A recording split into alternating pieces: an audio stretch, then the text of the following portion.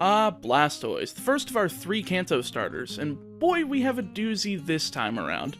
Blastoise is only 19 cards printed in the US uniquely, being printed the least amount of times in comparison to Venusaur at 20, and Charizard at a whopping 34, 36 once Charizard V and VMAX get brought over. Guess people like Charizard.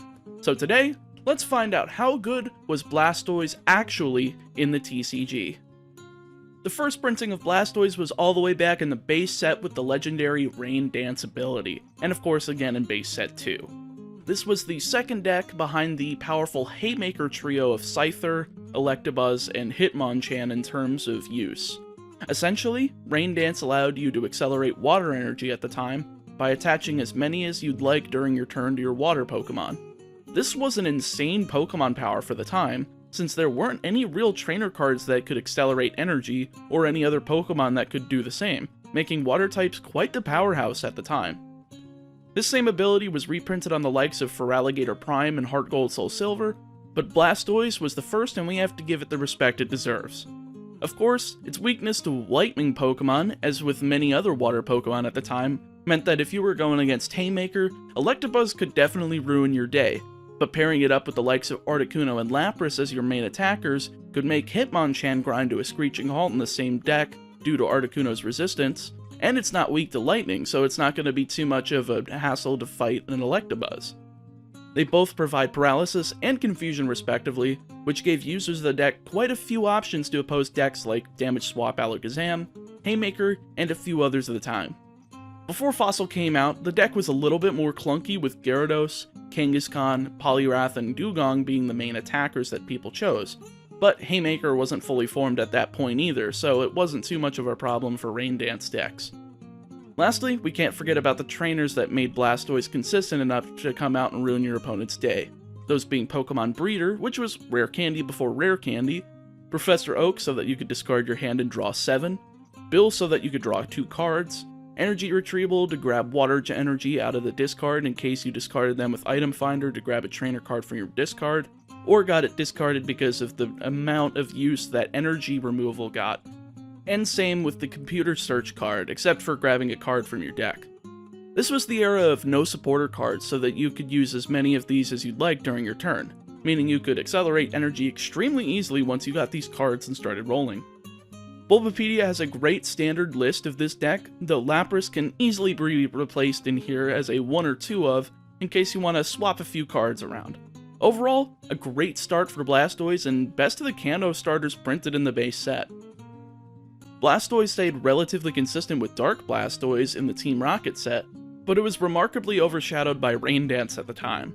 70 HP instead of 100 made it much less desirable to play, especially against Haymakers since Electabuzz then had the ability to one-shot if they got heads on the coin flip or had plus power attached. However, in the modified format of 2002 to 2003, later named the standard format, it became really nice due to the reprint and legendary collection. Hydro Cannon was a more effective Hydro Pump, funnily enough this was before Hydro Cannon was in the video games, but the HP drop was a bit jarring. Rocket Tackle was a better form of agility, an attack seen on tons and tons of other Pokemon throughout the years that had a coin flip, and if you hit heads, you'd prevent all damage to your opponent's Pokemon on their turn. Oddly enough, this was played with Metal Energy, which wasn't a basic form of energy until Diamond and Pearl, which actually reduced your damage output by 10. But since Goldberry was all over the place during that time, doing 30 and then following up with 60 made it so you could get around Goldberry and knock out stuff like Kingdra and Crobat, which were very popular Pokemon during the time, even getting 12th place at the Wizard of the Coast Worlds, according to Pojo.com. Great card, but Blastoise wouldn't stay this good for long. Both Blastoise from Expedition just didn't receive play. They were Stage 2s with abysmal damage output and were outshined in every way by Riptide Feraligatr decks at the time, which were still played in the 2002 to 2003 modified format of Neo through Skyridge, and it just wasn't found in 2003 to 2004 either, being outshined by numerous other decks of the format, especially because of the lowercase EX block being filled with Pokemon that just did a higher amount of damage, such as Rayquaza, Gardevoir, and Shiftry EX, leaving both of these in the dust. Speaking of EX Pokemon, Blastoise EX from Fire Red Leaf Green was quite the powerhouse. The Pokepower Energy Rain was basically Rain Dance from base set, only that you had to place one damage counter for each energy attached. This wasn't too big of a deal since all of the Pokemon at the time were relatively bulky, but it really excelled with the likes of Steelix EX from EX Unseen Forces and Lugia EX from the same set, labeled the LBS archetype, since both Steelix and Lugia could take advantage of Holon Pokemon, dealing massive damage quickly along with Blastoise's ability. This was a very popular deck during the format of 2005 to 2006, being used by Hiroki Yano, winning the World Championships in the 10 and under division. It was even paired with the likes of Latias Goldstar, one of the few Gold Stars that actually received play during the time, since it could one-shot many Pokemon EX with Holland's Electrode, or Magneton as they provided double rainbow energy for the attachment, making it an easy slot in for water decks. Blastoise itself wasn't used for attacking all that much, but it still could, doing heavy damage, but most of the heavy lifting was done by the other Pokemon as it just stood back and provided consistency for the others to do great damage. Somehow, Blastoise has been extremely consistent with good cards so far, aside from Expedition, which was just a bad set in overall terms of competitive cards. The next three Blastoise, though, just didn't stack up to Blastoise EX. The first one from Pop Series 3 had a reprint of Rocket Tackle, doing more damage, but other than that, it just didn't have much going for it. No energy acceleration on it just made it pointless to play, instead having an attack for 30 damage that costed a double colorless. Nope, just didn't cut it, wasn't used. The next one, the Delta Species one from Crystal Guardians, was okay due to having a Pokebody so that it made your active Pokemon not have weakness. Which was nice in the meta because there were a few decks that had weaknesses, but it wasn't enough to justify a Stage 2, not even close. Especially when you already had much more capable Stage 2 Delta Pokemon in the format, such as the Meta Knight archetype. No, not that Meta Knight!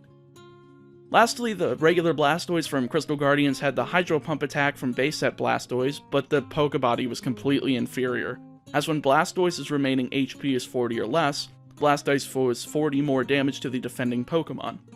That's okay, since the then Blastoise could do max of 130 damage with Hydro Pump at 3 energy, but it's just too weak at that point to really KO any more than one Pokemon, whereas Metagross and Dragonite from EX Delta Species could consistently deal out damage without having to sacrifice their HP for it. The Blastoise from Secret Wonders again has Hydro Pump with the same exact text as the one from Crystal Guardians, but it has a nerfed form of Rain Dance that allows you to attach as many water energies as you'd like, but you have to end your turn to do so, making it the last action you'd want to perform during your turn. Ideally this would be done on turn 1, but with the rules of DP onward, meaning that you couldn't use trainers, supporters, or stadium cards on that turn, it made it impossible to evolve up, so you'd need to go second to do so. But that gives your opponent 2 turns to set up an attack before you've been able to attack even once, making it too slow for every format that it was involved in from 2007 to 2008, all the way up to 2009 to 2010. Platinum's Blastoise had a different type of energy acceleration, as once per turn, you could look at the top 3 cards of your deck and attach any water energy you found there to any Pokemon, but discard the rest. This did admittedly match up well with Blastoise's first attack, which did 20 plus 10 for every water energy attached to all of the Pokemon on the field with no limits. As nice as that is, it just couldn't stand up to the decks at the time, especially once Luxray G-Level X dropped. That card defined the format for several years, and due to it being weak to lightning, it just meant that you weren't going to play it. Even great decks like Gyarados and Sableye that were played heavily during the 2009 to 2010 format, however, just declined because of the Luxray Garchomp. A shame, but Blastoise really struggled through the Gen 4 era. Unfortunately, there's not much to be said about Blastoise from HS Triumphant. The ability Washout could be used in a different format, since moving water energy around to prevent them from being discarded through knockouts is quite a useful thing, but when you're used to Blastoise allowing you to just attach whatever you want, this just pales in comparison. Now, if it did have a Rain Dance ability, the second attack would be insane since you're able to discard 2 water energy and do 100 to either the active or the bench, allowing you to snipe Pokemon that are being set up, but it just wasn't meant to be. Water decks did make somewhat of a resurgence, especially the previously mentioned Gyarados and Sableye due to the inclusion of Junk Arm and Rescue Energy making it much easier to play cards, but Blastoise just didn't do well enough in the format. as most Stage 2s that were viable had to have an amazing engine behind them, such as Charizard and Ninetales, which we'll be going over in the next video, as well as Luxray Garchomp, Machamp, and Vileplume Gengar. Blastoise came back in a huge way thanks to Boundaries Crossed. Why? Because it's base set Blastoise again, except even better. As often as you'd like during your turn before you attack, you may attach a water energy from your hand to one of your Pokemon. The biggest difference between this and previous Pokepowers is that you can attach water energy to literally any Pokemon that you wish, as much as you want. There's also not a limit on how many energies that can boost Hydro Pump, unlike previous cards. So if you really want to slap 12 energy on Blastoise, bam, there's 180 damage. But this was much better when aligned with the likes of Keldeo EX released in the same set, and Mewtwo EX from Next Destinies. Secret Sword was just a better Hydro Pump, doing 20 more damage for each water energy, meaning that 6 water energy could do 170 damage, giving you one-shots on opposing Keldeo and Mewtwo, as well as many other decks of the 2012 to 2013, and 2013 to 2014 standard formats, including Darkrai Sableye, Mew Excelgor, and Plasma decks. Heck, it even lived on to 2014 to 2015, even though Next Destinies got rotated because Mewtwo was reprinted in Legendary Treasures. So it still could go, just not as well as newer decks like the legendary Night March, Seismitoad Item Lock, and Mega Rayquaza. This just shows you that being able to attach as many energy as you want makes decks extremely reliable, especially with supporters such as N for shuffling your hand into your deck and drawing cards equivalent to your prizes in the early game, and Professor Juniper for providing great draw support. And even A-specs like Computer Search doing exactly what it did back in base set, but just as one of, because everybody knows that that card is way too overpowered in newer formats.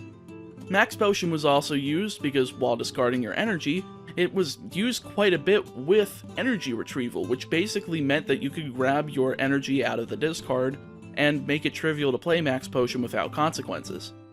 Even the Squirtle from Boundaries Crossed was great, since it had an ability that allowed it to not take damage while on the bench, but the ever-present Pokemon Catcher pre-Coin Flip Errata made it so that you still needed to put 2 down on the bench if you wanted to get things going.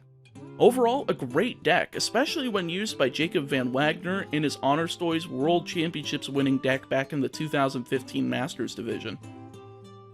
We wouldn't get a regular Blastoise throughout the entirety of the XY era, instead getting 2 Blastoise EX and 2 Mega Blastoise EX from XY base and generations respectively.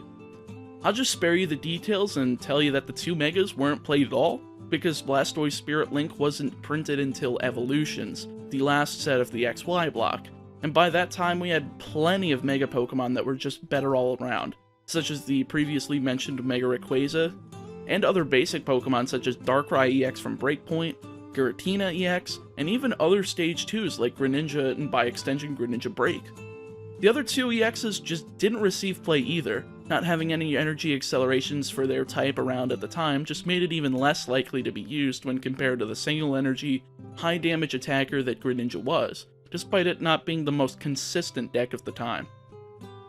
We wouldn't see another Blastoise for a couple of sets until Sun and Moon Team-Up's release, when we got a regular Blastoise for the first time in over 6 years. It somewhat mirrors the Blastoise from Platinum, except instead of the top 3 cards of your deck in discard, it's the top 6 cards in Shuffle, which is objectively much better since in this rule set, you're able to start with going Rare Candy to Blastoise, then if you're lucky, get 2 energy with the ability and 1 for your attachment, and doing 150 damage on the first attack of the game. This could be matched with Choice Band from Guardians Rising to do 180 damage, which was enough to take out a few basic GXs, but not enough to be really viable on its own. However, the Blastoise GX from Unbroken Bonds actually paired up with this Blastoise to make a nice rogue deck, as shown by many deck lists out there on the interwebs. Team Up Blastoise's ability made it possible for you to power up Rocket Splash, again a reprinted attack which does 60 damage for each water energy you shuffle back into your deck, which gets wicked strong in the mid-late game when your deck is thinned out and it's easier to pull 4, 5, or even 6 energy for the attack. 4 energy is plenty enough for taking out regular GXs, 5 takes out all tag team GXs including Wailord and Magikarp's whopping 300 HP, and 6 can even take out the new VMAX Pokemon such as the insane 340 HP of Snorlax VMAX.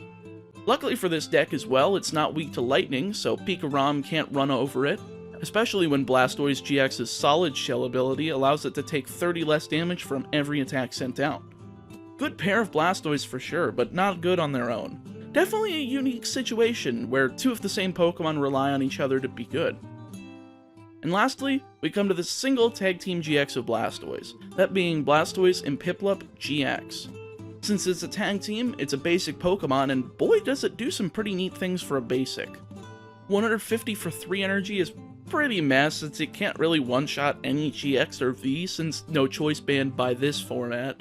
Instead, we only have Vitality banned, which gives a 10 damage boost from Sword and Shield, hardly worth talking about here.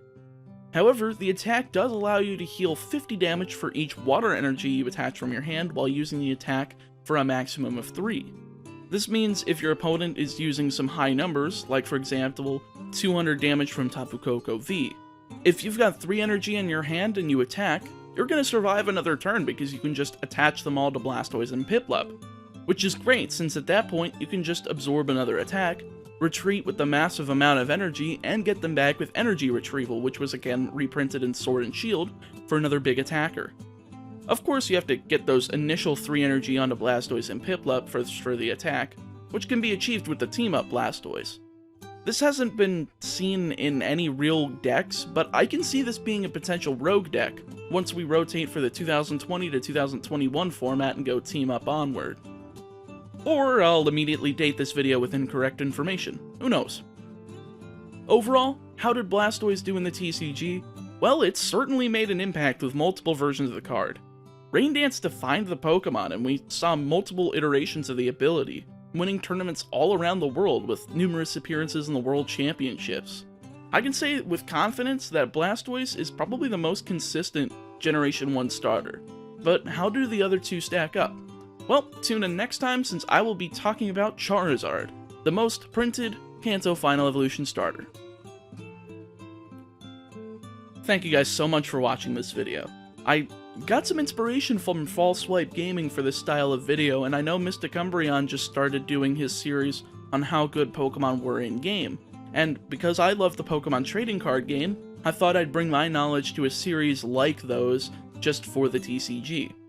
I'm not extremely well versed to everything before Diamond and Pearl, but this is allowing me to realize more and more of the different decks and archetypes from those series, and this series like this is going to be really fun for myself, and I hope that you guys enjoyed and learned from it as well. I'm going to be doing the other two Kanto starters next, but if you'd like to vote for other Pokemon for me to go over from the first generation, go ahead and comment and let me know. I'd love to go over Pokemon like Dragonite, Alakazam, Gengar, Golem, Nidoqueen and Nidoking, and many others. I'll see you guys tomorrow with Charizard.